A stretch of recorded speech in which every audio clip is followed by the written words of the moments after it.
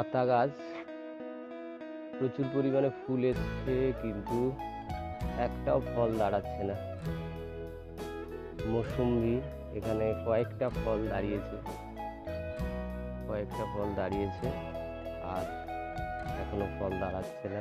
Apple কুল কিছুদিন আগে ফল হয়ে গেছে, প্রচুর পরিমাণে ফুল হয়েছিল, বেশ বড় সাইজের এবং সুন্দর স্বাদ হয়ে গেছে। এখন আবার নতুন করে সব ফুল হয়েছে। আমার পাতি লেবু কিছু লেবু, একটা যেহেতু 12 মাসে একটা দফায় একবার পাতি লেবুর গুটিগুলো বড় হয়ে গেছে, দেখতে পাচ্ছেন ভিতরে ভিতরে এগুলো বড় হয়ে গেছে, আবার নতুন করে সব ফুল এসছে।